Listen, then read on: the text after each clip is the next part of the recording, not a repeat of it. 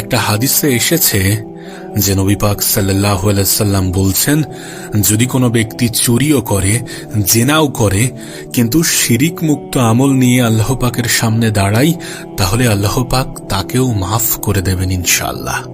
আর এটাই সেই হাদিসের ব্যাখ্যা যে লা ইলাহা ইল্লাল্লাহ যে ব্যক্তি মন থেকে পড়েছে, কলবের মধ্যে যার সরিষার দানা পরিমাণ ঈমান আছে, মানে শিরিকের পাপ করেনি, ইনশাআল্লাহ তাআলা আল্লাহ পাক একদিন না একদিন তাকে জান্নাত দেবেন ইনশাআল্লাহ। আল্লাহ পাক তাকে শাস্তি দিতে পারেন, তাকে কিছু আযাব দিতে পারেন, কিন্তু কিছু আযাব দিয়ে হলেও তাকে মাফ করে দেবেন ইনশাআল্লাহ। এখন প্রশ্নটা হচ্ছে, তাহলে সহিহ বুখারীর এই হাদিসটা কেমন, যেখানে নবী পাক সাল্লাল্লাহু আলাইহি সাল্লাম বলছেন কিয়ামতের দিনে আদম আলাইহিস সালামকে ডেকে আনা হবে। আদম আলাইহিস সালামকে ডেকে বলা হবে যে তোমার সন্তান যারা আছে, তোমার সন্তানদের মধ্যে জাহান্নামীদেরকে আলাদা করে ফেলো। তখন আদম আলাইহিস সালাম আল্লাহ পাককে বলবেন, হে আল্লাহ, কতজনকে আলাদা করব? আল্লাহ পাক বলবেন, প্রতি 1999 জনকে জাহান্নামের জন্য আলাদা করে দাও। এই হাদিসটি সহিহ বুখারীতে 4 বার এসেছে, 4 বার এসেছে। এই হাদিস শোনার পরে সাহাবীরা একটু বিচলিত হয়ে পড়লেন। সাহাবীরা বললেন যে তাহলে কেমন ভাবে কি হবে? তখন নবী পাক সাল্লাল্লাহু আলাইহি সাল্লাম বললেন যে আশ্বস্ত হও, জান্নাতীদের কাতার হবে 120টা, 120টা কাতার হবে জান্নাতীদের। তার মধ্যে শুধুমাত্র নবী পাক সাল্লাল্লাহু আলাইহি সাল্লামের উম্মতীদের কাতার হবে 80টা। এবং তিনি এই হাদিসটিও শোনালেন যে যে ব্যক্তি এই উম্মতের মধ্যে আল্লাহ পাকের সাথে শিরিক না করে মারা যাবে, শিরিক করবে না তার জীবন দশায়, সেই ব্যক্তি জান্নাত পাবে ইনশাআল্লাহ। দেরিতে হলেও জান্নাতে যাবে, কিছু আযাব, কিছু শাস্তি সহ্য করে হলেও জান্নাতে যাবে ইনশাআল্লাহ। এখন আপনার মনে প্রশ্ন জাগছে না যে তাহলে এত হিউজ পরিমাণ মানুষ কোন কারণে জাহান্নামে যাবে? কি এমন কারণ যেগুলোর জন্য এত বেশি পরিমাণ মানুষ জাহান্নামে যাবে? এমন প্রশ্ন কি আপনার মনে জাগছে না, আসছে না? আমার আপনার আল্লাহ কিন্তু বলে দিয়েছেন যে আল্লাহ পাক শিরিক ছাড়া যে কোনো গুনাহ আল্লাহ পাক মাফ করে দিতে পারেন। তাহলে এত মানুষ জাহান্নামে যাচ্ছে, তার কারণ তাদের আমল নামায় কোন পাপ থাকতে পারে? অবশ্যই শিরক। ইবলিস এবং তার অনুসারীরা এই উম্মতীদেরকে বিভ্রান্ত করার জন্য শিরিকের একটা ব্যাপক প্রচার চালিয়েছে, একটা ব্যাপক ছয়লাভ ছড়িয়ে দিয়েছে। এখানে আর একটা বিষয় আছে, সেটাকেও গুরুত্ব দেওয়াটা প্রয়োজন, সেটাকেও মনে রাখাটা প্রয়োজন, যে এই উম্মতের 70,000 মানুষ বিনা হিসাবে জান্নাতে যাবে। হ্যাঁ, এই উম্মতেরই 70,000 মানুষ বিনা হিসাবে জান্নাতে যাবে, যাদের মধ্যে 1 নম্বর হচ্ছে যারা পাখি উড়িয়ে ভাগ্য গণনা করে না। এটার মধ্যে শিরিক আছে কি নেই? অবশ্যই শিরিক আছে। 2 নম্বর যারা আগুনের ছ্যাঁকা ট্যাকা দিয়ে চিকিৎসা পদ্ধতি অবলম্বন করে না। 3 নম্বর যারা হারাম অবৈধ কোনো ঝাড়ফুঁক করে না, কোনো তাবিজ টাবিজ দিয়ে কবিরা গুনার সাথে যুক্ত হয় না, যারা সর্ব অবস্থাতে আল্লাহর উপরে তাওয়াক্কুল করে, এমন 70,000 মানুষ বিনা হিসাবে জান্নাতে যাবে ইনশাআল্লাহ। এটাও নিজের মাথার মধ্যে প্রবেশ করিয়ে নেন। এবার আসুন, ইবলিস এবং তার অনুসারীরা কয়ভাবে শিরিককে ছড়িয়েছে? এর উত্তর হবে 3 ভাবে। মূলত 3 ভাবে শিরিক ছড়িয়েছে। প্রথমত হচ্ছে শিরিক ছড়িয়েছে বিশ্বাসের মধ্যে। এই পৃথিবীর কিছু মানুষ এখনো এমন আছে যারা এটা বিশ্বাস করে না যে এই পৃথিবীকে সৃষ্টি করেছেন মহান রব্বুল আলামিন। তারা মনে করে যে এই মহাবিশ্ব সৃষ্টি হয়েছে বিগ ব্যাং থেকে।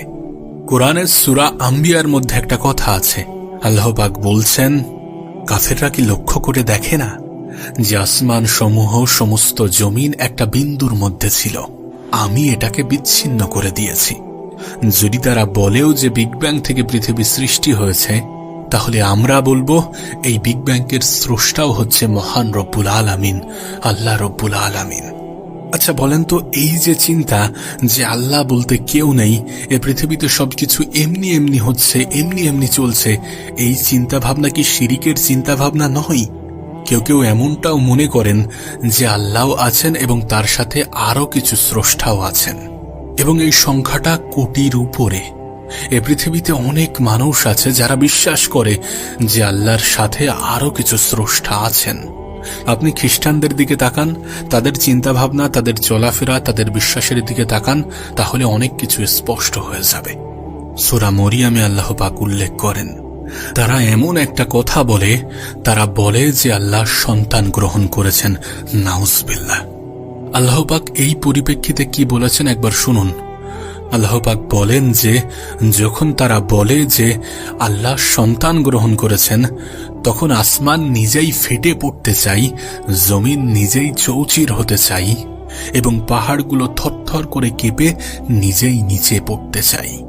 যদি আল্লাহ পাক এদের ইচ্ছার স্বাধীনতা দিতেন, তাহলে আসমান ফেটে পড়ত, জমিন নিজেই চৌচির হতে চাইত, আর পাহাড়গুলো থরথর করে কেঁপে নিচে পড়ে যেত।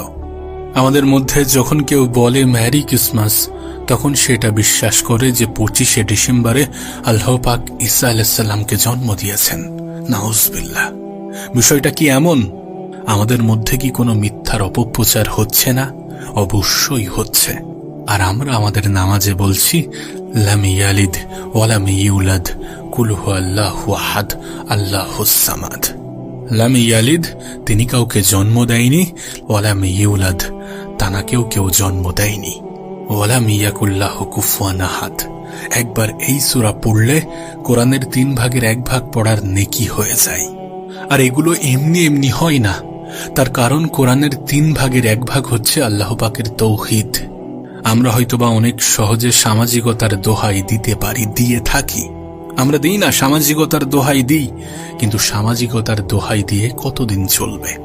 একবার ভেবে দেখুন কোন সমাজের কথা বলছি। যে সমাজ আমাদেরকে শিরিক শেখায় ওই সমাজ, যে সমাজ আমাদেরকে হারাম খাওয়া শেখায় ওই সমাজ, যে সমাজে মানুষ বেদাতি আমল করে ওই সমাজ। কোন সমাজের সামাজিকতার কথা বলছেন আপনি? কোন সমাজের সামাজিকতার কথা বলবেন আপনি? আমরা কোন সমাজের দাবিদারি করব? যে সমাজ নবী পাক সাল্লাল্লাহু আলাইহি সাল্লামের আদলে তৈরি সমাজ, আমরা সেই সমাজের দাবিদারি করব। যেই সমাজ জাহেলিয়াতের আদলে গড়া, সেই সমাজের আমরা দাবিদারি করব না। আল্লাহ পাক আমাদেরকে বোঝার তৌফিক দান করুক। আপনি দেখুন, এই সমাজে কিছু মানুষ গ্রহ নক্ষত্র চন্দ্রের পূজা করছে, কিছু মানুষ কবরের পূজা করছে, মাজারের পূজা করছে, দেখছেন তো আপনি? কিছু মানুষ মৃত ব্যক্তির কাছে নজর মানত এগুলো করে তো নাকি? কিছু মানুষ জাদু চর্চা করছে, কিছু মানুষ ভাগ্য গণনা করছে, এগুলো কি শিরিক নয়? প্রথম শিরিকটা হচ্ছে আকীদার, প্রথম শিরিকটাই হচ্ছে বিশ্বাসের। আল্লাহ ছাড়া কেউ অন্য কেউ সন্তান দিতে পারে, এইটা বিশ্বাস করাটাই শিরিক। আমরা মনে করি না, যখন কারো সন্তান হয় না কত রকমের তাবিজ হেন তেন করছি, আর আমরা মনে করছি যে ওইটা করার জন্য আমাদের সন্তান হয়েছে, ওইটা করার জন্য আমাদের পরিবারের হাসি ফুটেছে, আমাদের পরিবারে হাসি এসেছে। এগুলো প্রত্যেকটাই শিরিক, এগুলো প্রত্যেকটাই শিরিক। যদি আপনি ভাবেন যে আপনার আল্লাহ ছাড়া কেউ আপনাকে পরকালে বাঁচাবে, এটা বিশ্বাস করাটাও শিরিক। সত্যি বলতে আল্লাহ থেকেই সব হয়। যদি আমরা এই কনসেপ্টের বাইরে চলে যাই, তাহলে এই শিরিক হবে। সবকিছু কার থেকে হয়, কোথার থেকে হয়? প্রথমে এই যে লা ইলাহা ইল্লাল্লাহ, এই আকীদার মধ্যেই শিরিক ঢুকেছে। আর একটা শিরিক ঢুকেছে আমলের মধ্যে। মনে হচ্ছে না যে সেটা আবার কেমন? এই যে আল্লাহ বাদ দিয়ে অন্য কাউকে সেজদা করা, আল্লাহকে বাদ দিয়ে অন্য কারোর জন্য নজর মানত করা, অন্য কারোর হয়ে নজর মানত করা, আল্লাহ ছাড়া অন্য কারোর কাছে আপনি দোয়া করছেন, কিছু চাইছেন, কিছু পাওয়ার আশা করছেন, এগুলো তো শিরিকেরই অংশ, এগুলো তো শিরিকেরই পর্যায়। আপনি হাতের মধ্যে কোনো একটা বালা পরে আছেন, ওই বালাটা আপনাকে খুলতে বললে আপনি খোলেন না। আপনার মনে হয় যে ওই বালাটা খুললে আপনার ক্ষতি হবে। আপনি একটা তাবিজ লাগিয়ে রেখেছেন, আপনি মনে করছেন যে ওইটার জন্য আপনার জীবনে সবকিছু হচ্ছে। আপনি একটা তাবিজ লাগিয়ে রেখেছেন, আপনি ভাবছেন যে ওইটাই আমার জীবনকে পরিবর্তন করে দেবে। এগুলো সবই শিরিক।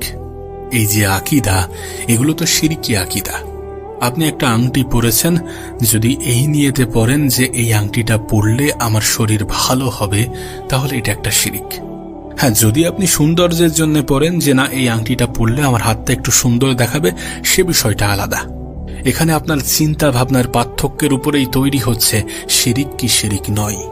আসলে কি বলেন তো, আল্লাহ পাক আমাদের অন্তরটাই দেখেন। তিনি দেখেন আমরা কেমন ভাবছি, কোনো একটা কিছু করছি সেটাকে কেমন ভাবে চিন্তা করছি। সাপোজ আমি বাড়ির জন্য কিছু নিয়ে গেলাম, আমি আমার বাবা মায়ের জন্য কিছু ফল কিনলাম। যদি আমাদের চিন্তা ভাবনা এমন হয় যে এই ফল যদি আমি আমার আব্বু আম্মুকে খাওয়াই তাহলে আমার আল্লাহ খুশি হবেন, বিশ্বাস করুন এর জন্যও আপনার আমল নামায় ভরে ভরে নেকি লেখা হয়।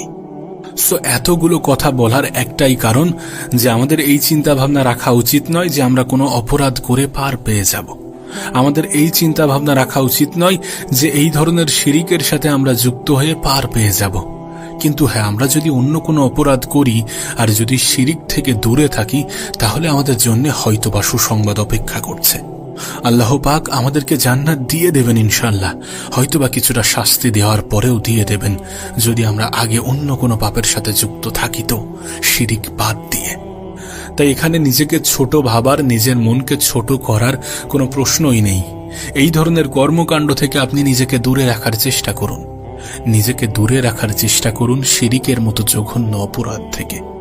আল্লাহ পাক নিশ্চয়ই আমাদের অন্তরের খবর রাখেন, আল্লাহ পাক নিশ্চয়ই আমাদেরকে অনেক বেশি ভালোবাসেন। তা না হলে এতটা গুনাহ করার পরে যদি তিনি আমাদেরকে মাফ করে দেন তাহলে এটা ভালোবাসা ছাড়া কিছুই নয়। মহান রব্বুল আলামিনের উপরে ভরসা রাখুন, নিজের অন্তরকে ছোট করবেন না। মনে রাখবেন আপনি এমন এক নবীর উম্মত যাকে মহান রব্বুল আলামিন সব থেকে বেশি ভালোবাসেন। আপনার নবীকে মহান রব্বুল আলামিন সব থেকে বেশি ভালোবাসেন। জান্নাতীদের 120টি কাতারের মধ্যে 80টি কাতার হবে শুধুমাত্র নবী পাক সাল্লাল্লাহু আলাইহি সাল্লামের উম্মতদের জন্য। মনকে ছোট করবেন না, নিজের উপর থেকে বিশ্বাস হারাবেন না, আপনার রবের উপর থেকে বিশ্বাস হারাবেন না, এবং সর্বোপরি নিজেকে কোনো শিরিকের অংশ বানাবেন না। শিরিকি চিন্তা ভাবনা নিজের মাথায়, নিজের মস্তিষ্কে আসতে দেবেন না। মহান রব্বুল আলামিনের সাথে অন্য কাউকে গুলিয়ে ফেলবেন না।